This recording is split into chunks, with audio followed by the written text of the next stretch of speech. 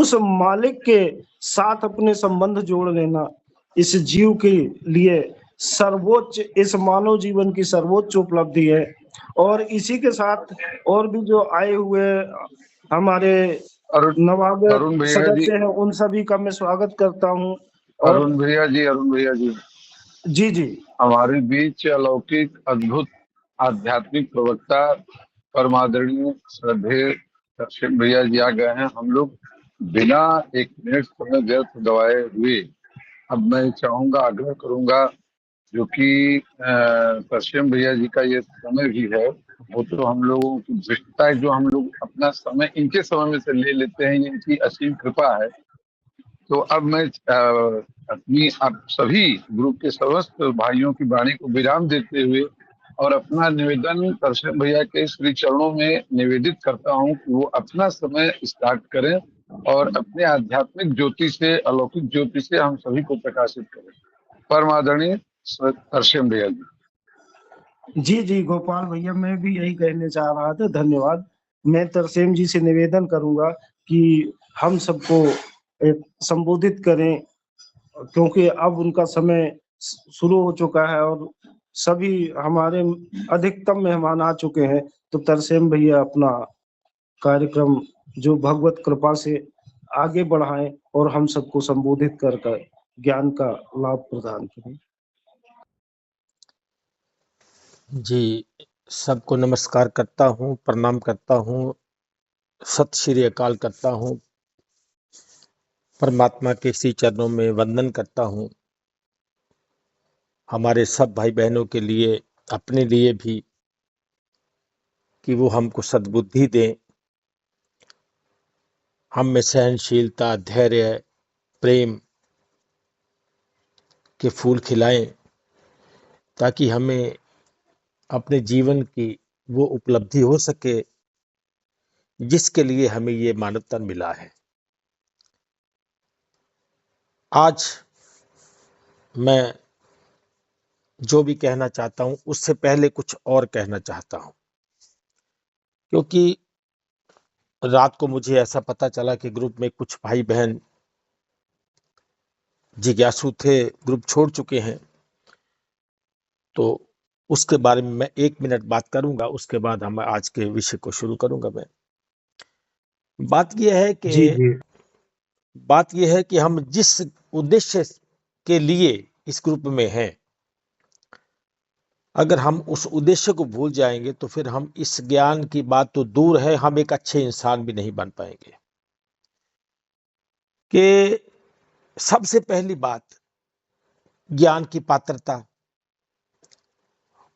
और वो गुण जिसके द्वारा ये ज्ञान हम में जानने के बाद भी टिक सके। क्योंकि जिस बर्तन में कुछ और डाला हो ना, मान लो हमने एक दूध भी लेना है ना, दूध भी, तो उसके लिए सबसे पहले बर्तन को अच्छे से साफ करते हैं ताकि इसमें दूध खराब ना हो जाए। तो ये ज्ञान तो देखिए सबसे बड़ा है, जिस ज्ञान की हम बात सुनना चाहते हैं या करना चाहते हैं या जानना चाहते हैं, ये तो बहुत बड़ा ज्ञान है, बहुत बड़ा ज्ञान है। ये अंतिम उपलब्धि है, ये अंतिम उपलब्धि जिसके बारे में श्री कृष्ण जी ने अर्जुन को अध्याय 4 के 34 में निर्देश दिया।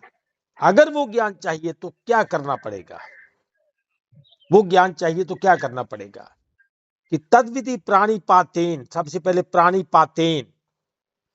प्राणिपातेन के बिना तो हो ही नहीं सकता। प्राणिपातेन, उसके बाद आएगा परिप्रश्नेन, फिर उसके बाद सेव्या, फिर होगा उपदेश, उपदेश शांति ते ज्ञान, उसके बाद होगा उपदेश। तो माने उस ज्ञान को तू तत्वदर्शी ज्ञानियों के पास जाकर समझ,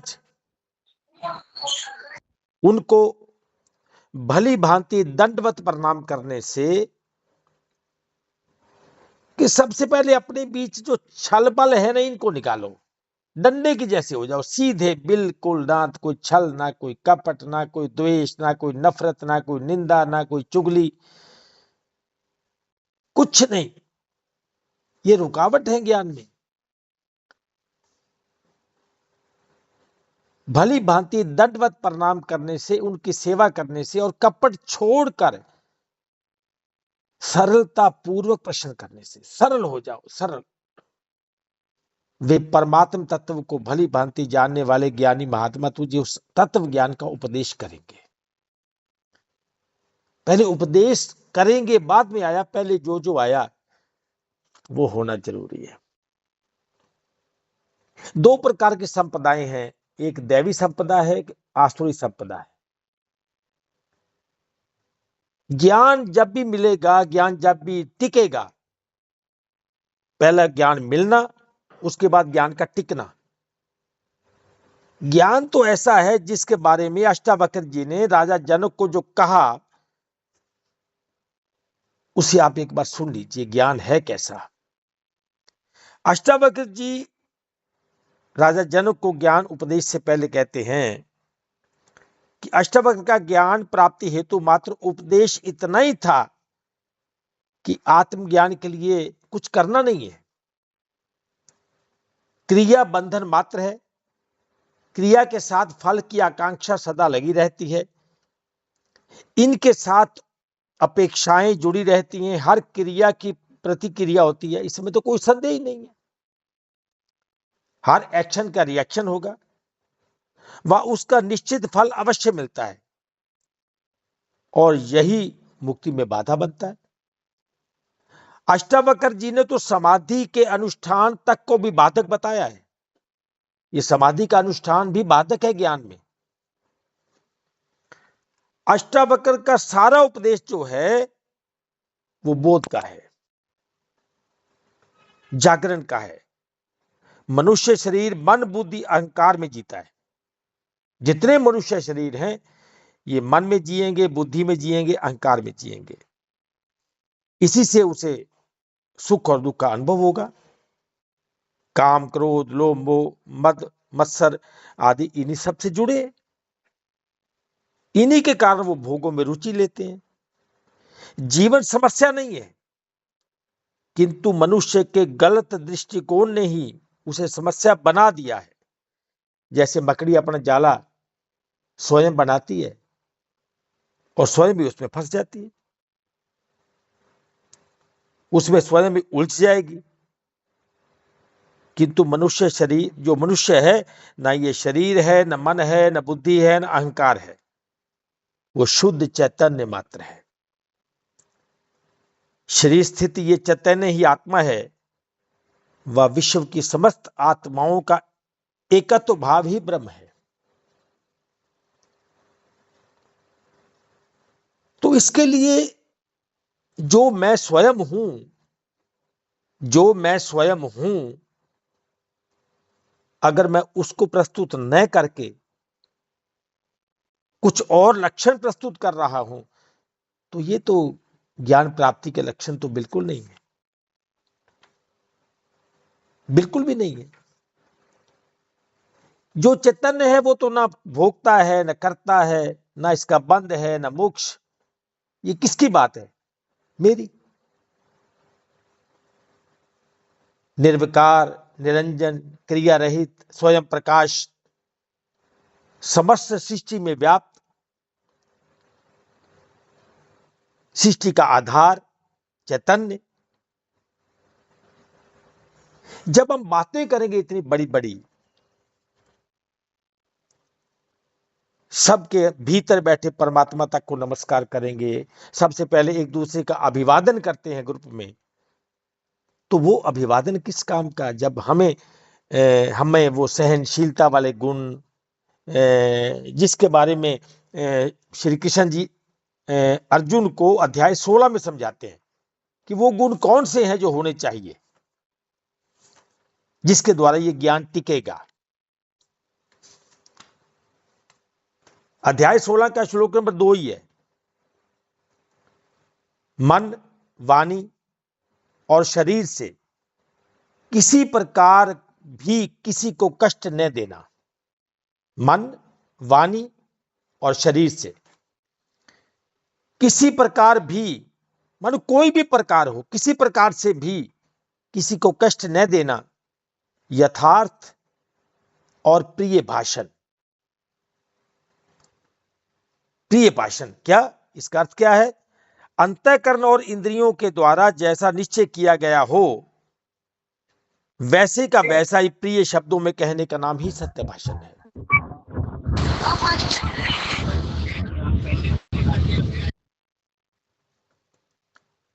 अपना अपकार करने वाले पर भी क्रोध का ना होना, कितनी बड़ी बात है। अपकार उपकार का विपरीत है। अपकार एक होता उपकार, उपकार माने किसी का भला करना, अपकार माने बुराई।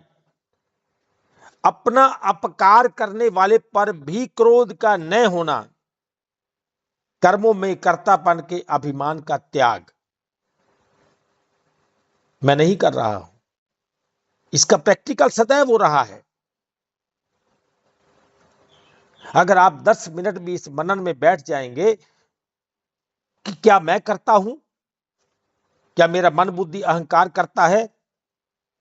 मन के पास तो स्वयं के लिए भी शक्ति वो किसी और से ले रहा है, और इस मैं को तो निर्मित किया गया है संसार मात्र के लिए। ये शरीर वाला मैं शाश्वत नहीं है। मैंने जन्म जन्म जन्म जन्म में हर बार एक नया नाम, एक नया रूप, एक नई माता, एक नया पिता, एक नया भाई, नई बहन, नया पति, नई पत्नी के साथ बिताया। तब भी मेरे पास मैं था। तब मेरा मैं इस नाम वाला तो नहीं था जिस नाम में आज मेरा मैं है, और मुझे एक भी मैं का पता नहीं है। मुझे एक भी मैं का पता नहीं है। एक बार अगर इस पर मनन किया जाए कि चलो बाकी जन्म तो छोड़ो, क्या पिछले जन्म में यही मेरी माता थी, यही मेरे पिता थे, यही मेरा पति और यही मेरी पत्नी थी, यही मेरे भाई बहन थे, यही मेरा घर था, यही मेरा शहर था, यही मेरा गांव था? नो। तो तब आपका मैं भी यही नहीं होगा, और आपके मैं को बदल दिया गया। आपको पता ही नहीं है कि मेरे मैं को कब बदला गया, और ये मैं आपका रोज बदलता है। अगर ये मैं आपका होता, अगर ये मैं आपका होता या मेरा होता, तो इस मैं को तो ये भी पता नहीं है कि मैं नींद में कब चला जाता हूं, मैं नींद में कब प्रवेश करता हूं। मुझे तो इतना भी ज्ञान नहीं होता। अब सपने में मेरा वो मैं है कि ये मैं असली है कि वो मैं असली है, पता ही नहीं। दोनों के बीच कंफ्यूज। पर मुझे इस बात का कभी आभास होता ही नहीं कि ये सूक्ष्म वाला मैं असली है, या जो लेटा है वो असली है, जिसमें प्राण चल रहे हैं वो असली है, या ये बिना प्राण के ही घूम रहा है ये असली है। और फिर सुषुप्ति में दोनों का ही अस्तित्व समाप्त। तब मैं कहां था? तब मैं कहां था? ये मेरा मैं कहां था तब?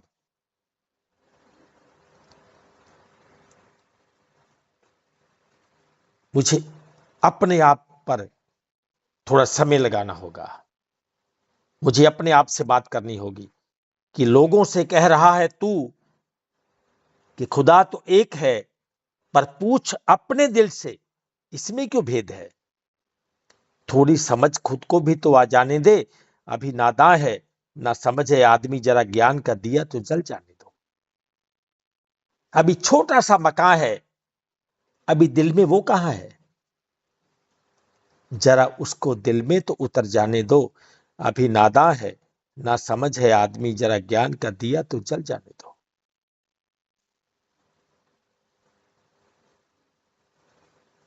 विचार करने वाली बात है। किशन जी कहते हैं कि अपना अपकार करने वाले पर भी क्रोध का न होना, कर्मों में कर्तापन के अभिमान का त्याग, जिस पर हमने अभी बात की। इसको त्यागना होगा। ये मेरा मैं नहीं है जो करता है। सारे कर्म, समस्त कर्म हर प्रकार से प्रकृति के गुणों के माध्यम से किए जाते हैं, और जब तक मैं उन गुणों को धारण नहीं करूंगा तब तक कर्म मेरे होंगे नहीं। अर्थात मैंने गुणों को धारण किया है कि ये गुण मेरे हैं, मैं ही सात्विक हूं, मैं ही राजसी हूं, मैं ही तामसिक हूं। तो फिर ये कर्म मेरे।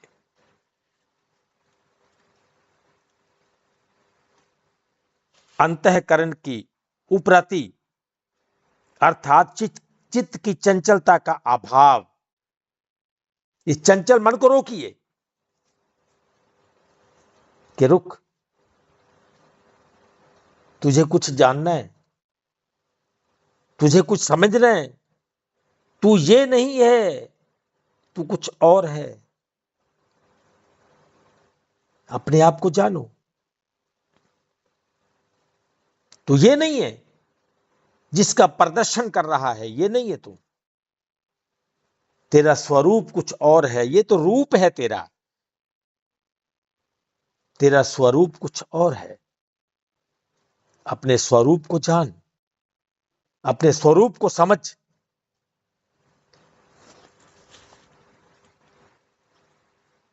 इसका अभाव, किसी की भी निंदा आदि ना करना। सब भूत प्राणियों में हेतु रहित दया, इंद्रियों का विषयों के साथ संयोग होने पर भी उनमें आसक्ति का न होना। संयोग होगा, समझाओ इसे। हमारे महापुरुषों ने कहा कि मन तू ज्योत स्वरूप है, अपना मूल पहचान। तू ये नहीं है, तू तो स्वयं प्रकाश है, स्वयं प्रकाश। ये संसार तो प्रकाश वाला है, यहां देखने के लिए भी प्रकाश और दिखने के लिए भी प्रकाश। आंख देखती है, कोई शक नहीं, तो अंधकार में क्यों नहीं देखती? क्योंकि आंख स्वयं प्रकाश नहीं है। ये आंख स्वयं प्रकाश नहीं है, जबकि मन तो स्वयं प्रकाश है, मन तो ज्योत स्वरूप है। अब इसके भी अर्थ दो लगाते हैं कुछ, कि ज्योत स्वरूप माने ये जो आगे चक्कर में प्रकाश दिखते है, ये है तू, ये शक्ति है, ये शक्ति है। इसको देखने वाला मन है, दिखने वाला मन नहीं है, देखने वाला मन है। मन देखता है इसको। मन सूक्ष्म में भी झांक सकता है, स्थूल में भी झांक सकता है। लोक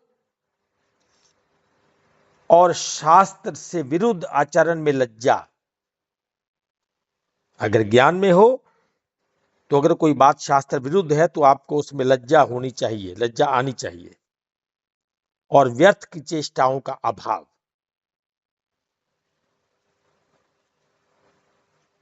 तेज, क्षमा, धैर्य, बाहर की शुद्धि एवं किसी में भी शत्रुता का अभाव न होना और अपने में पूज्यता के अभिमान का अभाव। देखो कितने, कैसे बताएं गुण। तेज, तेज का अर्थ क्या है?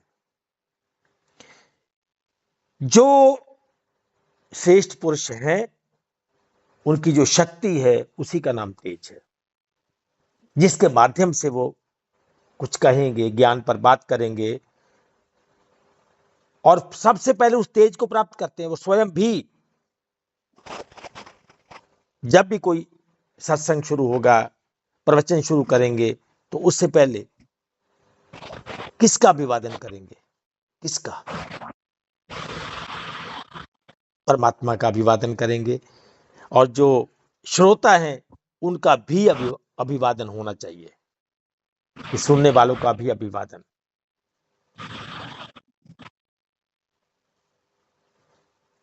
हमने ग्रुप में कैसे प्रवेश करना है, और प्रवेश करते ही सबसे पहला काम क्या करना है? अपने माइक को म्यूट करना है, ताकि मेरे कारण कोई दूसरा बंदा डिस्टर्ब ना हो। ये लक्षण मुझ में होने चाहिए। तेज, उसके बाद क्षमा, क्षमा करने का गुण। फिर उसके बाद धैर्य, धीरज करना, धैर्य रखना। अगर कोई बोल रहा है तो जब दूसरा वो समाप्त करेगा तो आपको बारी देगा, आप अपना माइक खोल के इशारा कर दीजिए, बस माइक खोल के बंद कर दो, वो समझ जाएगा कि यार ये कुछ बोलना चाहता है। क्योंकि जो स्टेज को संभाल रहा है, मंच को संभाल रहा है, वो कम से कम बुद्धिहीन तो नहीं है ना। वो जानता है, उसका ध्यान सब तरफ है कि किसका माइक खुला है, वो कुछ कहना चाहता है, वो नोट कर लेगा, वो स्वयं उसको अवसर देगा। तो धैर्य बहुत जरूरी है, बहुत जरूरी है। और ये बात केवल आपके लिए नहीं है, मेरे लिए भी लागू है, उतनी लागू है, उल्टा मेरे पे ज्यादा लागू होगी। तेज, क्षमा, धैर्य, बाहर की शुद्धि,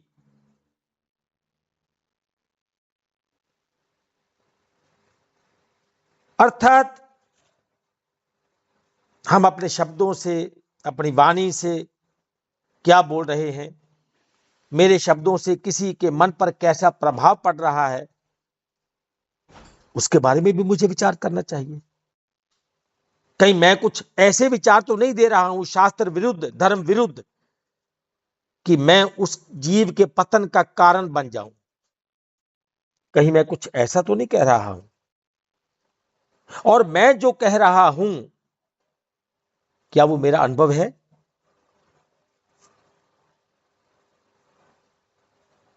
या फिर गंगा गए तो गंगाराम और जमुना गए तो जमुना दास।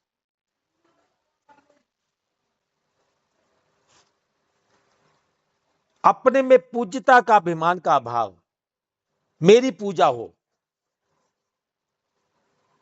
मेरी पूजा हो, ताकि मेरा अभिमान बढ़े।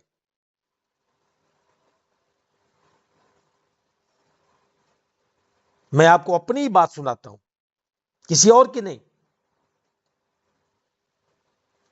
कई साल से हम हर वर्ष ज्ञान क्लास लगाते हैं। तो एक साल पहले हमारे बलदेव जी हैं, बलदेव शर्मा जी। अरे ओम सत्य तत्सत जी, आप कहाँ से हैं? बहुत अच्छा प्रवचन कर रहे हैं, आनंद आ रहा है बहुत। आप अपना थोड़ा सा परिचय देंगे? आप बस इस आनंद को लीजिए, आप इस आनंद को लीजिए। अगर आपको आनंद आया तो मुझे भी आनंद आ जाएगा बस। तो ये परिचय बाद में हो जाएगा, ये जो स्टेज संभालेंगे उनका काम है, आपको परिचय दे देंगे। तो हमारे शर्मा जी हैं। भैया थोड़ी देर बाद सभी लोग परिचय प्राप्त कर लेंगे, जी अभी जी सत्संग नियमित चलने दे। जी जी। प्लीज बीच में कोई माइक ना अपना ओपन करे, अभी हम बताएंगे आपको जब बोलना होगा। परिचय तो ये है जी, ये जो सुन रहे हैं ना, जो भी सुन रहे हैं मेरे भाई बहन, जिज्ञासु लोग जो भी सुन रहे हैं, तो ऐसा समझिए कि मैं तो इनका दास हूं। बस यही मेरा परिचय है। तो आप चलो आगे शुरू करता हूं। तो अपने में पूज्यता का, अभिमान का अभाव। तो मेरे पास बलदेव जी आए, बोले देखो ऐसा है, मैंने सारी उम्र लोगों को शास्त्रों का ज्ञान दिया है, लोगों के घर में अनुष्ठान किए हैं, उनके हवन यज्ञ किए हैं, उनके गृह प्रवेश करवाए हैं, शादियां करवाई हैं, परंतु जो ज्ञान आपसे जाना है, आपके माध्यम से जाना है ना, तो इस बार मैं चाहता हूं गुरु पूजा में मैं वो आपको सम्मान देना चाहता हूं। तो ऐसा हो गया। तो सच मैं कहता हूं, मैं परमात्मा को साक्षी मान के बोलता हूं कि जब वो सम्मान दे रहे थे ना, मेरे को कलावा बांध रहे थे, मेरे को तिलक कर रहे थे, और जब उन्होंने फूल मेरे सर के ऊपर बरसाए, तो सच कहूं तो मैं इतना रोया,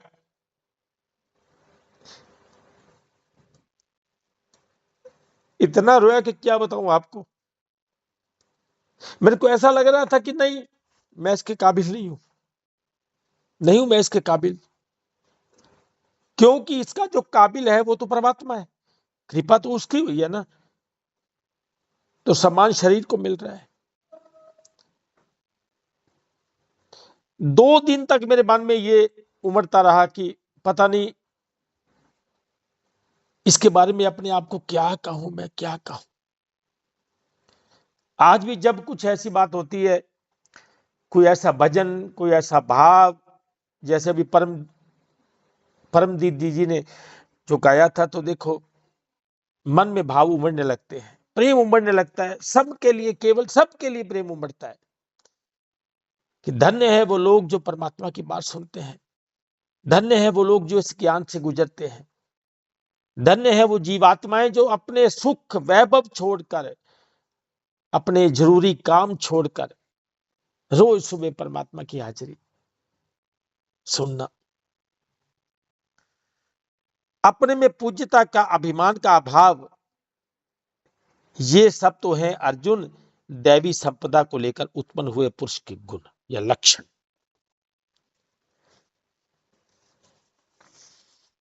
और जब ये बता रहे थे तो उन्होंने आसुरी वाले लक्षण भी बताए, वो मुझे बताने की जरूरत नहीं है। तो उन्होंने कहा कि दैवी संपदा मुक्ति के लिए और आसुरी संपदा बांधने के लिए मानी गई है। इसलिए हे अर्जुन तू शोक मत कर, क्योंकि तू दैवी संपदा को लेकर उत्पन्न हुआ है। और उसकी दैवी संपदा का बखान देख लो आप। युद्ध के आरंभ में अर्जुन तो लड़ने को तैयार ही नहीं था। बोला मुझे ऐसे राज्य को करना क्या है। ये है दैवी संपदा की गुण।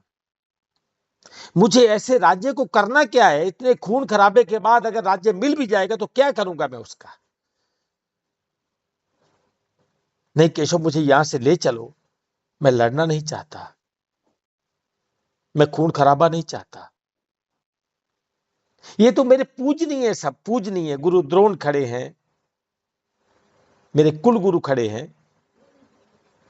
पितामह खड़े हैं, ये सब तो मेरे पूज्य हैं।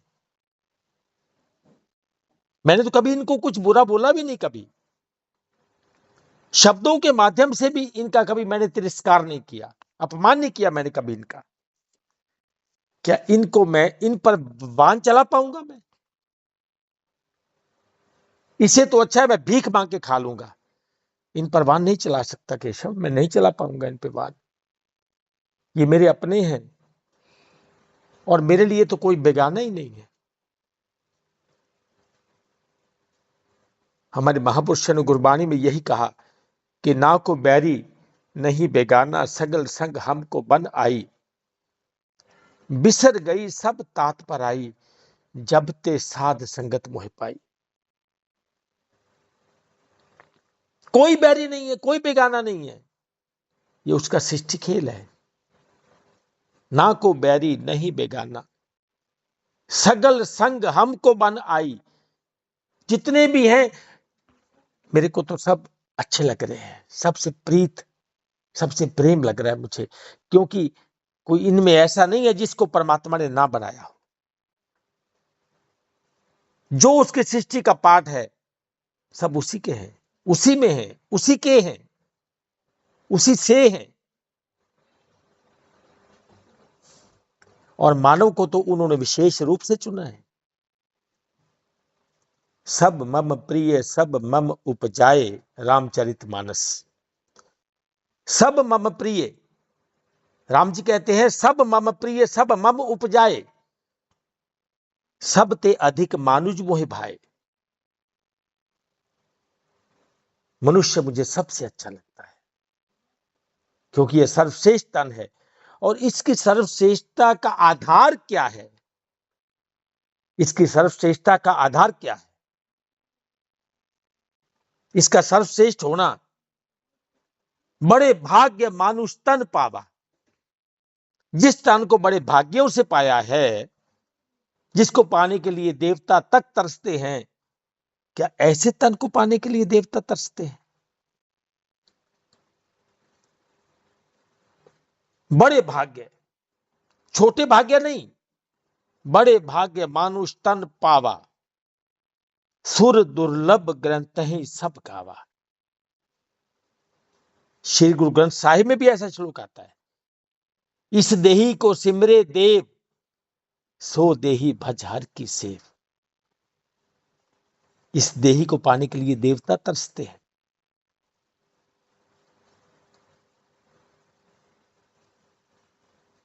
तो आखिर ऐसा क्या हुआ इस मानव तन को पाने के बाद भी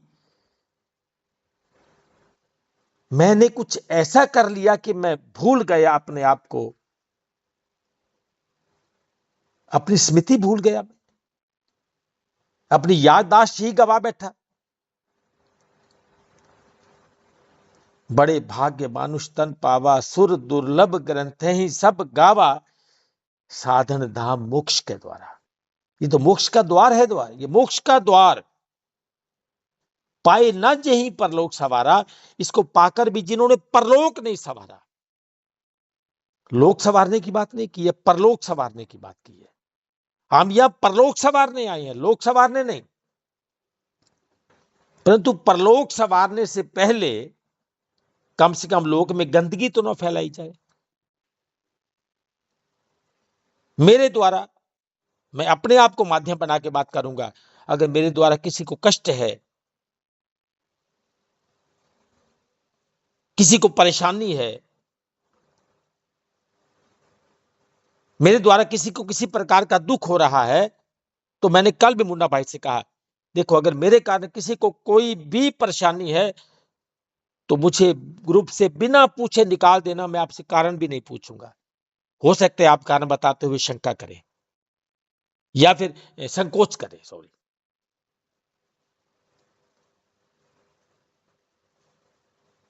क्योंकि मरने से पहले कुछ ऐसा करना कि मरने के बाद भी आप ना मरो, जिंदा रहो लोगों के दिलों में, जिंदा रहो समाज में, कुछ ऐसा करके जाना है।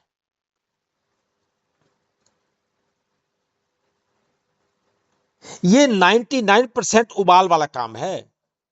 जो पानी है ना 100 पे उबलता है, परंतु अपने आप को 99 तक तैयार रखो। बस ज्ञान का एक उपदेश आपका विलय करवा दे। जैसे आप अपने उस रहस्य को सुनो, रहस्य को जानो, तो बस आपका ज्ञान में प्रवेश हो जाए। 99 पहले से बने रहो। कुछ ऐसे हैं, कोई 97 तक उबल रहा है, कोई 98 तक उबल रहा है, और कोई तो 99.9 तक भी उबल रहा है।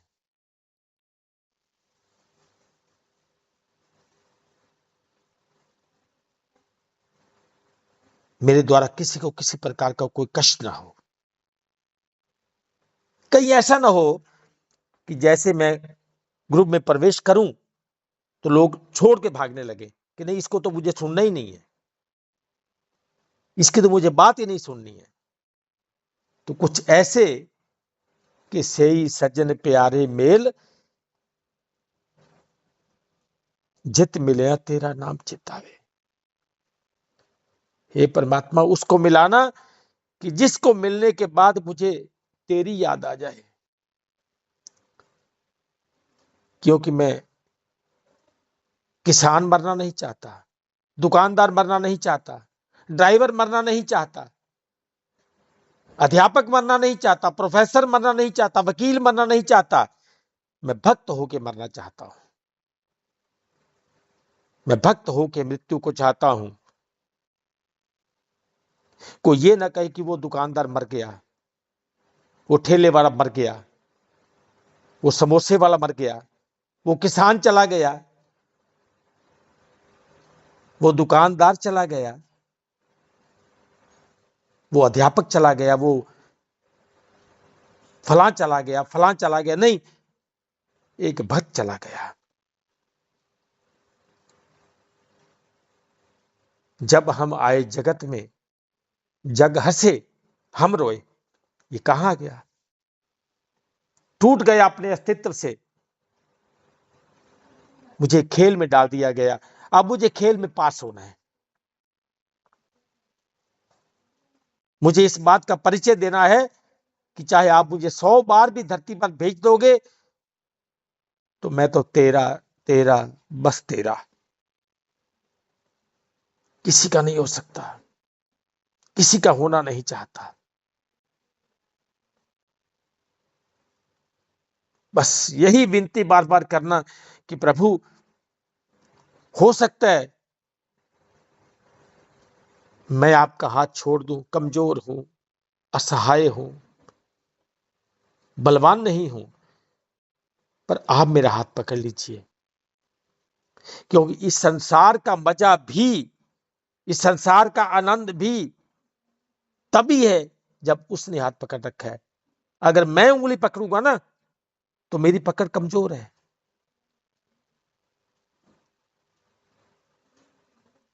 एक बच्चा गया था अपने पापा के साथ मेला देखने के लिए। उसने पापा की उंगली पकड़ ली। अब मेले में इतनी लाइटें, खाने पीने का सामान, खिलौने, झूले, अनेक प्रकार के वो सारे के सारे सुविधाएं, सिस्टम, जिसको देख के बच्चा बड़ा खुश हो रहा है, बड़ा प्रसन्न है। आज तो खाने को मिठाइयां भी मिलेंगी, खिलौने भी मिलेंगे, झूले भी मिलेंगे। कितना खुश है ना बच्चा।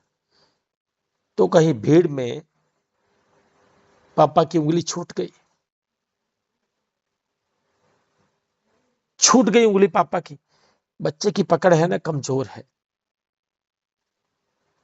तो जैसे उंगली छूटी, वहां खिलौने भी हैं, लाइट भी हैं, झूले भी हैं, सब है।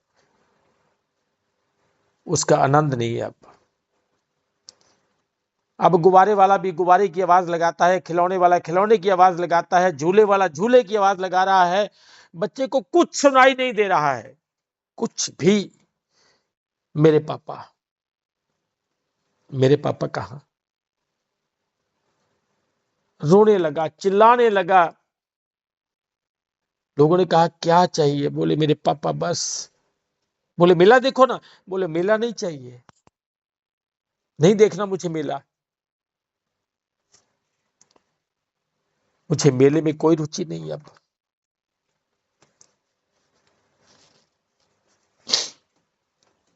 मुझे रुचि है तो अपने पापा में, क्योंकि पापा के साथ मेला देखने का आनंद है। पापा के बिना नहीं देखना मुझे। पापा है तो खिलौना भी चाहिए, पापा है तो झूला भी चाहिए, पापा है तो मिठाई भी चाहिए। अगर पिताजी नहीं है तो ना मिठाई चाहिए, ना झूला चाहिए, ना खिलौना चाहिए। जिसका मैं खिलौना हूं ना, मुझे वो चाहिए।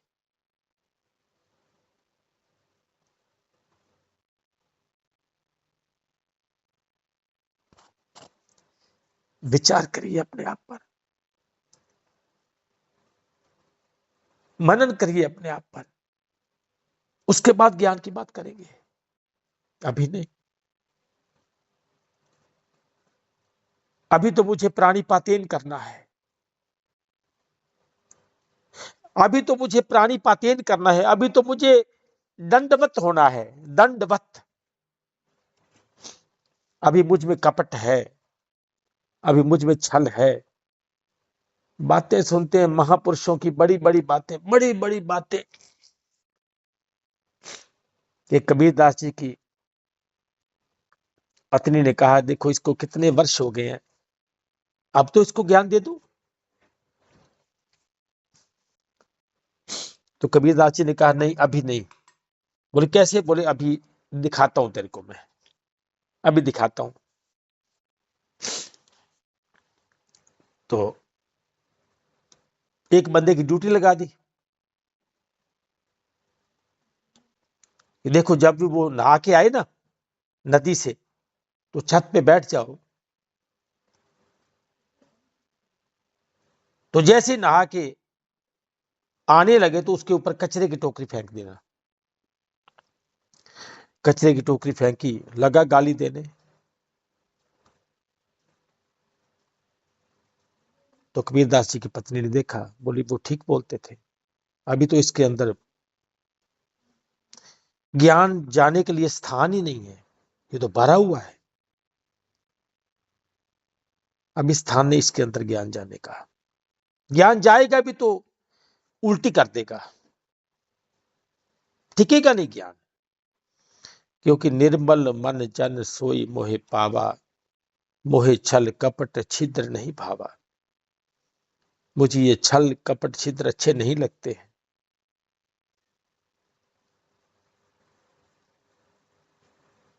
उसके बाद द्रौपदी की बात, पांडवों ने अश्वमेध यज्ञ किया था। तो कृष्ण जी ने कहा कोई ऐसा ना छूट जाए, अगर कोई एक भी छूट गया तो आपका यज्ञ सफल नहीं होगा। एक महात्मा थे, ऋषि थे, उनका नाम था, पता नहीं सुपाच्य ऋषि था या हो सकता है मैं गलत करके नाम गलत भी बोल जाऊं, तो कोई भी ऋषि मान लीजिए, कोई महापुरुष था, ऋषि था, तो उसको न्योता नहीं दिया गया। किसी ने याद दिलाया कि आपने उनको तो कहा नहीं, तो गए, पांडव गए न्योता देने के लिए। तो उन्होंने कहा देखो ऐसा है, मेरी एक शर्त है, मैं आपके अश्वमेध यज्ञ में तभी आ सकता हूं, तभी खाना खा सकता हूं, तभी ब्रह्म भोज में बैठ सकता हूं कि मुझे 100 अश्वमेध यज्ञों का फल चाहिए। जो मुझे दे देगा मुझे ले जाए, मैं उसके बिना नहीं जाऊंगा। तो उन्होंने कहा देखो महात्मन, हमारा तो एक भी सफल नहीं हो रहा है, अभी तो हुआ नहीं है, तो आप 100 का फल मांग रहे हो, तुम्हारे पास कहां है? तो बोले फिर वापस जाओ, ये मेरी शर्त है। अब कभी कोई गया कभी कोई गया, उन्होंने कहा जब मेरी शर्त ही एक है तो क्या करूं? तो कृष्ण जी बैठे हैं, सब पांडव बैठे हैं, द्रौपदी भी खड़ी है। तो द्रौपदी ने कहा कि आपकी आज्ञा हो तो मैं जाऊं। तो अर्जुन ने कहा जब उन्होंने 100 यज्ञों का फल मांग लिया, आपके पास है? आपके पास क्या 100 यज्ञों का फल है? बोली फल तो नहीं है, मैंने किए नहीं है। तो बोले फिर कैसे शर्त पूरी करोगे? तो कृष्ण जी ने कहा जाने दो ना, क्या फर्क पड़ता है, वापिस तो लौट ही आएंगी, जाने में क्या हर्ज है? जब उन्होंने कुछ कहा है तो सोच के कहा होगा। तो द्रौपदी को आज्ञा मिली, गए, जाके प्रणाम किया, नमस्कार किया, श्रद्धा से उनके चरणों को पखारा। तो बोले जी ऋषिवर आपके पास किसी काम से आई हूं। बोले कहो। बोले ऐसा है कि आप जैसे महात्माओं की कृपा के माध्यम से हम एक यज्ञ का आयोजन किया, हमने अश्वमेध यज्ञ, तो आप उसमें आइए। तो उन्होंने कहा है मुझे लगता है कि आपने सुना नहीं अभी मेरी शर्त को। बोले नहीं गुरुदेव, मैंने सुन लिया आपकी शर्त को, मुझे पता है आपने 100 अश्वमेध यज्ञ का फल मांगा है। तो बोले है आपके पास? बोले हाँ जी है, ज्यादा है, आप उसमें 100 ले लेना। बोले कितने यज्ञ किए हैं आपने? बोले मुझे इतना हिसाब तो नहीं है, हिसाब तो आप लगाएंगे, मैं तो इतना नहीं जानती हूं, आप जैसे महापुरुष हिसाब लगा सकते हैं कि मैंने कितने यज्ञ किए हैं। हाँ मैं आपको बता देती हूं कि कितने यज्ञ किए हैं मैंने। बोली मैंने सुना है, मैंने ऐसा सुना है कि संत मिलन को जाइए तज ममता अभिमान, जस जस पग आगे बढ़े कोटि यज्ञ समान। मैंने सुना है कि जब किसी संत को कोई मिलने जाता है तो अपनी ममता अहंकार का त्याग करके जाना चाहिए उसे। संत मिलन को जाइए तज ममता अभिमान, जस जस पग आगे बढ़े। जब वो एक एक पांव आगे बढ़ाता है तो उसे हर पांव पे 1 करोड़ यज्ञ का फल मिलता है। जस जस पग आगे बढ़े कोटि यज्ञ समान। तो मैं तो आपके पास आ गई, मैंने सुना है आप संत हो, तो 100 उसमें काट लीजिए, बाकी मुझे लौटा दीजिए। तो ऋषि जी के पास कोई उत्तर ही नहीं था, चुपचाप उठे और बोले चलो। यह है प्रेम, यह है दंडवत प्रणाम, यह है सरलता, यह है धैर्य, यह है श्रद्धा, इसी का नाम श्रद्धा है।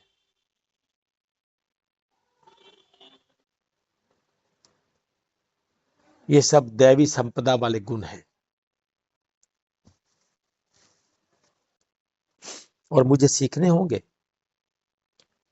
मुझे इन्हें अपने आप पर लागू करना होगा।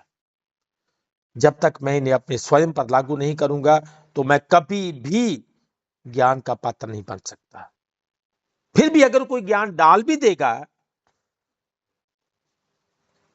तो वो भी मेरे लिए अहंकार का कारण तो हो सकता है, मुक्ति का कारण नहीं हो सकता है।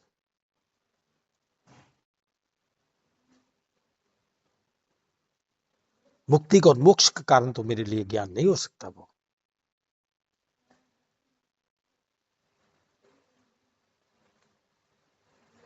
जैसा मैंने कल कहा था कि ये ज्ञान इतना सरल नहीं है, तो एक बाद में आए थे सज्जन, उन्होंने कहा कि ज्ञान तो बहुत सरल है। उनकी बात गलत नहीं है, बिल्कुल ठीक कहा उन्होंने। उनकी बात गलत नहीं है, बिल्कुल ठीक कहा उन्होंने। सत्य वचन थे उनके,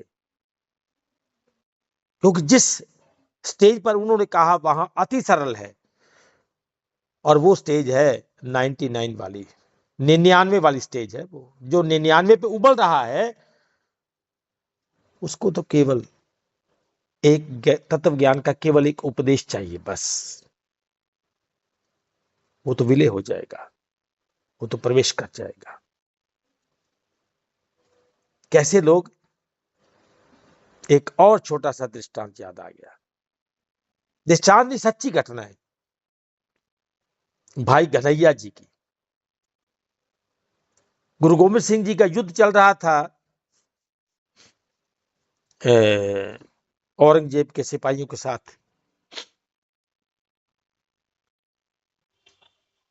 तो फौज को आदेश किया गया, सैनिकों को आदेश किया गया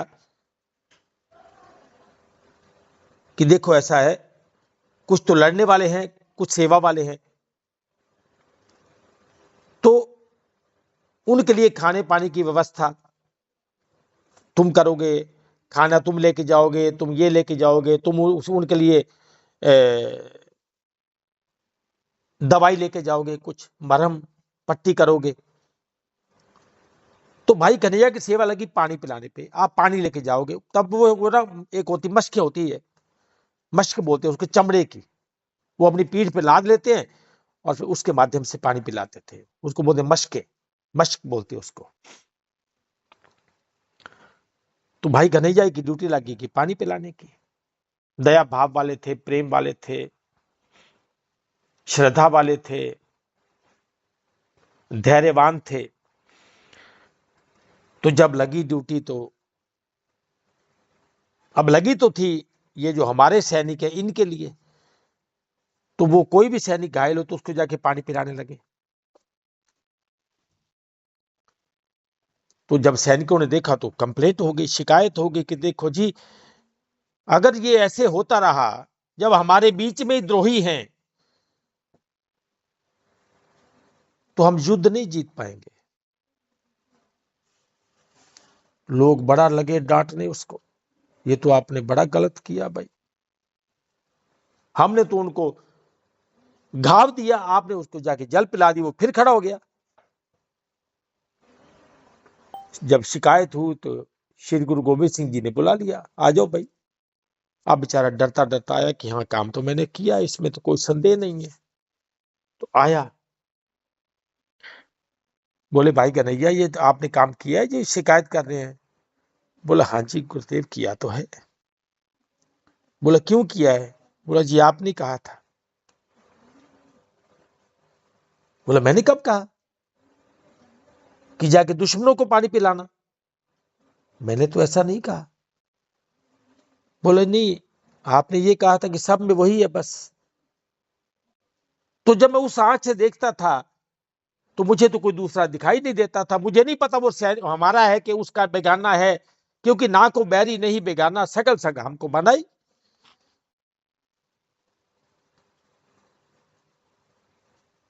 करता तो क्या करता, मुझे उन पे प्रेम आ गया, क्योंकि उनमें भी तो वही है जो हमारे में है, जो मेरे में है वो उनमें भी है। पिला दिया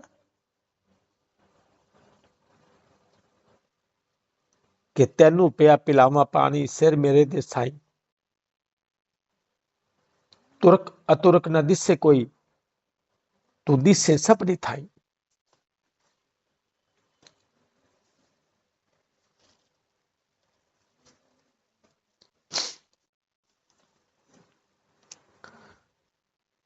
तो गुरु गोविंद सिंह जी ने उसे अपनी छाती से लगा लिया।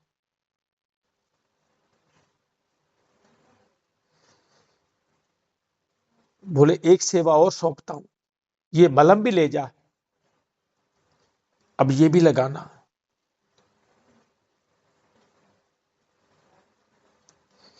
ये है धर्म, ये है धर्म, ये है उसके गुण।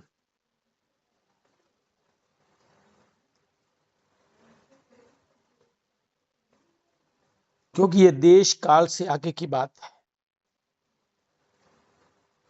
ये समय, देश, काल, ये सब आगे की बात वाला धर्म है जिस पर हम बात करते हैं। इतना छोटा विषय नहीं है ये। सबसे पहले हमें उसका पात्र बनना होगा।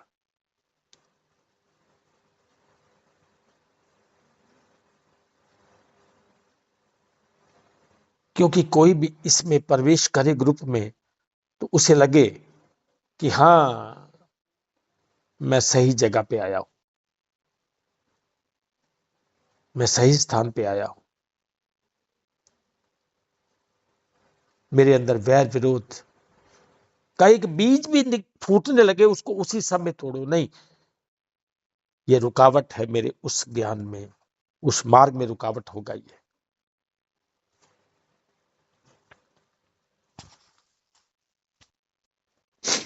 रहे मन हीरा कब कहे लाख टका मेरा बोल, नहीं कहता वो।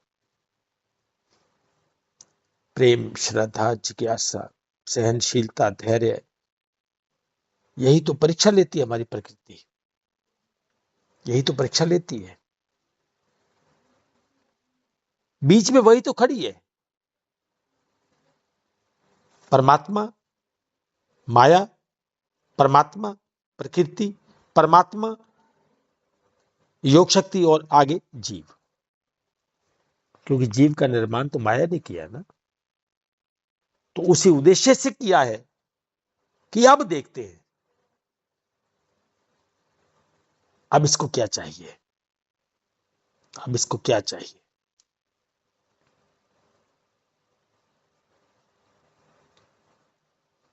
मां है ना वो, मां बच्चे को संवारना चाहती है, निखारना चाहती है, स्वस्थ करना चाहती है। स्वस्थ, स्वस्थ किसको बोलते हैं? जो बीमार नहीं किया उसको स्वस्थ बोलते हैं, या फिर जो स्व में स्थित हो जाए। स्व स्थित, यही तो है स्वस्थ।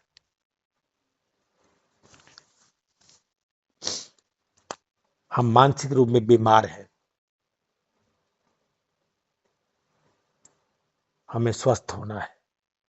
जब तक स्वस्थ नहीं होंगे तब तक ये धर्म के प्रवचन, ये ज्ञान की बात, ये कबीरदास जी ये कहते हैं, नानक जी ये कहते हैं, बुल्ले शाह जी ये कहते हैं, राम जी ये कहते हैं, कृष्ण जी ये कहते हैं, नहीं नहीं नहीं, मैं क्या कहता हूं, मेरा अंतःकरण क्या कहता है? क्या मैं इस लायक हूं कि मैं इस ज्ञान को प्राप्त कर सकूं?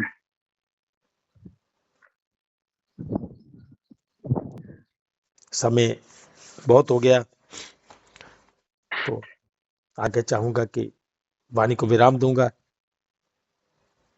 जो कहा वो अपने लिए भी उतना ही कहा जितना आपको कहा।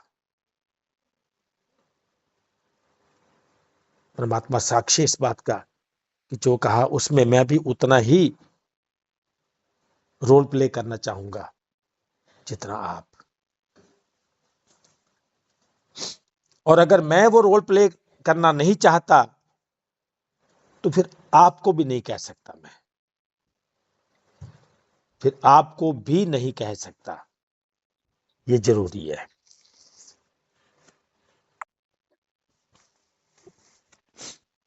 तो अपनी वाणी को यहीं पे विराम दूंगा, और अब जो भी माइक संभालेंगे। बड़ा ही सुंदर, बहुत सुंदर, बहुत अच्छा ज्ञान गंगा के सरोवर में आपने स्नान करवाया। हम सभी भक्तों के लिए बहुत बहुत बधाई और बहुत बहुत शुक्रगुजार हम सभी हैं जो भी दर्शन भैया के। आपने जो भी कहा बहुत प्रेम से कहा और एग्जैक्ट कहा, क्योंकि वो मुल्क का राजा था जो कबीर के पास गया था। वो छोटी मोटी चीज नहीं थी। हम लोग तो छोटे छोटे घरों से आते हैं, तब भी इतना अभिमान रखते हैं। वो बुलक का राजा था, जिसके ऊपर कबीर की पत्नी ने कूड़ा डालकर चेक किया था। तो उसने कहा था, मैं अभी अभी राजपाट पे नहीं हूँ लोई, मैं अभी राजपाट में नहीं हूँ, वरना तेरी गर्दन कटवा देता। हाँ, सही बात और है। और वही, हाँ, फिर वो एक दिन कुछ साल और बीते सेवा करते, सिर्फ उसको सेवा का ही काम दे रखा था, झाड़ने का काम दे रखा था। और वो बुलक का राजा बैठे बैठे बर्तन मांजते मांजते, रोटियां सेकते सेकते, झाड़ू लगाते लगाते, कैसे कब क्या हो गया, पलट गया। वहां सत्संग की आवाज सुन सुन के, श्रवण करते करते मनन आ गया, मनन करते करते निध्यासन आ गया। और जब वो रोटियां सेक रहा था तवे के ऊपर, तो वो फिर घूर के देख रहा था लोई को। लोई कहती है, मर गया, रुड़ गया, इतने साल हो गए ने तेनू, तेरी नजर अभी तक नहीं बदली। उनने फिर क्या, कबीर कबीर कहता है, नहीं, अब तूने नहीं पहचानना सही। अब ये तेरे अंदर उस भगवान को देख रहा था, तेरी जोत के अंदर उसकी जोत दिखाई दे रही थी, तेरी मेहनत के अंदर जो ऊर्जा थी वो उसको परमात्मा की ऊर्जा दिखाई दे रही थी। अब इसकी नजर पलट गई है। तो ऐसे ऐसे आपने जो दिए हैं, ये बहुत बहुत गहरे हैं। और वो जो द्रौपदी गई थी राजा सुपथ के पास, के एक एक पग पे कोटि कोटि, जो यज्ञ वाली बात है, तो हम अपने ही हृदय से पूछें, क्या हम सच्चे हृदय से बैठे हैं या हमारा मन कहीं और है? कहीं और बैठे होंगे तो ये कहाँ लगेगा ज्ञान हमें? संपूर्णता को नहीं पहचाना हमने अपनी, तो हमें सब अपूर्ण दिख रहे हैं, क्योंकि निगाह हमारी खराब है। इसीलिए यहाँ कहते हैं, गुरुओं के पास आओ तो ऑपरेशन करा लो, ताकि एक नजर आए, एक की सत्ता नजर आए और दूसरा ना आए। आए ही नहीं, एक नूर ते सब जग उपजा। फिर आगे नूर के अंदर तो कुछ है ही नहीं, सब नूर ही नूर है, नूरों नूर हो जाते हैं। कहते हैं ना, ठाकुर को ढूंढने जाओगे तो ठाकुर तो इस ठीकर के अंदर ही छिपा बैठा है, इसी ठीकर के अंदर। और ठीकर टुटदा भजदा रहंदा, ठाकुर जोधा त्यो। वो जो जोधा त्यो है, उस वो नहीं हिलना चाहिए। मैं क्यों हिल रहा हूँ? मेरी मेरी जो इच्छाएं हैं वो हिल रही हैं, मेरी कामनाएं हिल रही हैं, मेरे प्रवचन, मैं अपने आप को जो मान बैठा हूँ वो हिलता है। अगर मैं अपने आप को सच में उस जगह पे स्थित हो जाऊं तो मैं कभी नहीं हिलूंगा, कभी नहीं हिलूंगा। बहुत सुंदर व्याख्या थी आपके चरणों में, सभी के चरणों में प्रणाम। बहुत सुंदर। जो और किसी को वाणी रखनी हो तो रख सकते हैं, नहीं तो फिर भजन सुना दो। भाई जी, कल जब ग्रुप में थोड़ा सा वाद विवाद चला, तो वो सुन के ना थोड़ा मन ये हो रहा था कि ये क्या परमात्मा की बात हो रही है, अभी तो मनों के भेद ही नहीं मिटे। और रात भर यही था कि हे परमात्मा, को किसी के मुख से कुछ तो ऐसा बुलवा जो ये शांति और सही बात को पकड़े। और आज ऐसा लगा था मुझे तो, जैसे कि मतलब रोना भी आ रहा था कि भगवान तू कितना प्यारा है, तू कितना सुनता है, कि आज भाई जी ने सारी बातें ही आपकी मतलब उसी बात पे बोल दिया कि जो मन में चला था, कि कुछ ऐसा चर्चा हो कि पहले ये प्रेम भाव इस ग्रुप में आए और सब एक दूसरे को प्रेम से स्वीकारे। तो वो जो आपने वही सब तार छेड़ दिया, और ऐसे लगा जैसे प्रभु ना सुन रहा था सारा कुछ। तो बहुत बहुत आपका बहुत धन्यवाद। और मुझे तो लगा प्रभु जी बोल रहे थे बस। तो अब मैं, आप मुन्ना भैया हैं, तो मैं उनसे अनुरोध करूंगा कि वो स्टेज संभालें। और साथ ही, जैसा कि हमारा नियमित ये है कि हमारी परमजीत दीदी ने बहुत लंबे समय तक ज्ञान में शोध किया है, तो वो भी दो शब्द बोलें। फिर इसके बाद हमारे तरसेम भैया एक सुंदर भजन सुना करके सभी को ज्ञान उपदेश, ज्ञान तो है लेकिन भाव से भर देंगे, बस यही कहूंगा। और इसी के साथ में मुन्ना भैया से भी निवेदन करता हूँ, या प्रदीप भैया, या जो भी हूँ, तो या तिवारी जी, ये कार्यक्रम को आगे बढ़ाएं।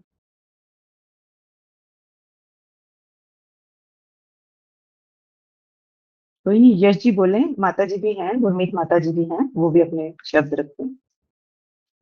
जी, गुरमीत माता जी से आग्रह करता हूँ कि वो अपने शब्द तरसेम भैया के लिए और हम सब के लिए रखें, ताकि उनकी वाणी, उनके अनुभव से हम लोग अभिभूत हो सकें। और इसके बाद तरसेम भैया से निवेदन करूंगा कि वो भजन सुनाएंगे। जी, सभी को प्रणाम, बड़े प्रणाम। बस मैं सिर्फ तरसेम जी का धन्यवाद ही करना चाहती हूँ। आगे आज मेरा बिल्कुल मन नहीं है मैं कुछ बोलूं, तो सिर्फ हृदय से मैं इनका धन्यवाद करती हूँ।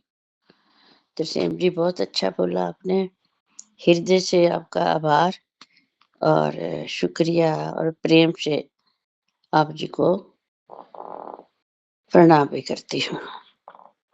धन्यवाद, धन्यवाद सबका।